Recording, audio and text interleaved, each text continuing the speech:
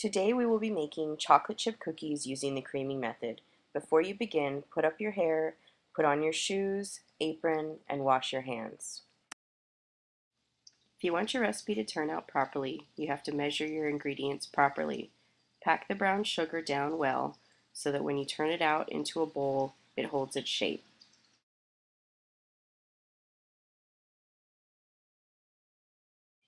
When measuring flour, use a spoon to sprinkle it into the cup. Do not tap, shake, or pack the flour down in any way. Level it off with a knife or a spatula.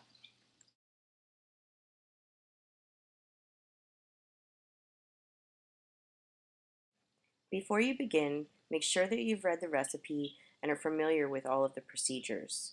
The next step is to gather your mise en place. Mise en place means to have everything in its place. Measure out all of your ingredients and gather all of the tools that you'll be needing to complete the recipe. The tools you'll be needing today are a KitchenAid mixer with the paddle attachment, a sifter, and a rubber spatula, as well as measuring utensils such as dry measuring cups and measuring spoons to gather your ingredients. Before plugging in your mixer, make sure it's turned off.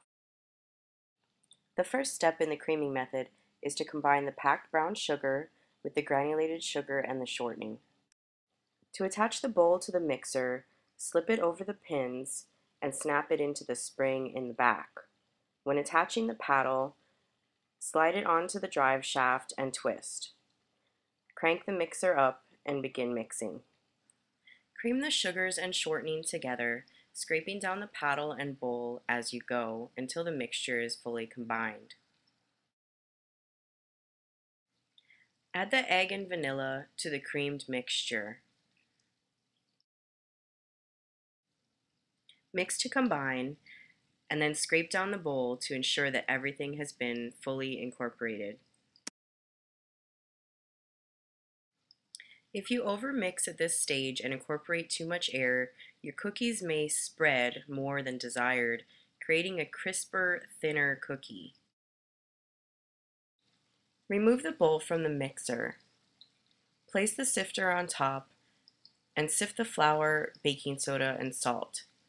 The main purpose of this is to ensure that no large lumps of the dry ingredients remain in the cookies after baking. Lumps of baking soda or salt can be very, very unpleasant.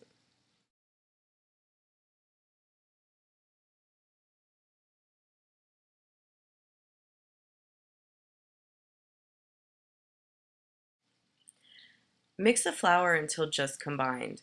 Overmixing at this stage will cause the cookie to be tough.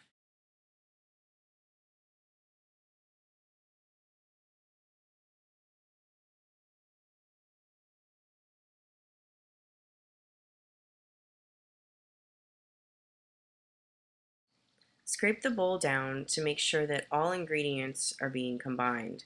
Make sure to get all the way to the bottom. The last step in making cookie dough is adding the condiments. Today we're using oats and chocolate chips. Remember, when mixing, do not overmix. It's okay to bring it together just like this and then finish mixing by hand if there's any oats or chocolate still stuck in the bottom of the bowl. It's better to do that than end up with a tough cookie. The last thing we need to do is portion and bake our cookies. You'll need 2 half-sheet trays, a sheet of parchment paper that's been cut in half, and a number 40 scoop. If you prefer to have more than 25 cookies, then you can use a smaller scoop. Use the portion scoop to scoop the cookies. This will ensure that you have a consistent size, which means that all your cookies will bake up the same, and you won't have one cookie that's raw and another one that's burned. Make sure when you scoop that you're using the side of the bowl or your hand in order to level off the scoop. You can fit about 15 cookies on each tray, and remember that when using parchment paper, you don't need to grease the parchment or the cookie sheet. This makes for a much easier cleanup. Bake the cookies in a preheated 350-degree oven. for about 12 minutes. Rotate them halfway so that they cook evenly, and when you take them out, make sure they're golden brown. They might appear to be soft, but don't worry, they'll crisp up as they cool. Thank you for your attention. Remember to work as a team, and happy cookie making.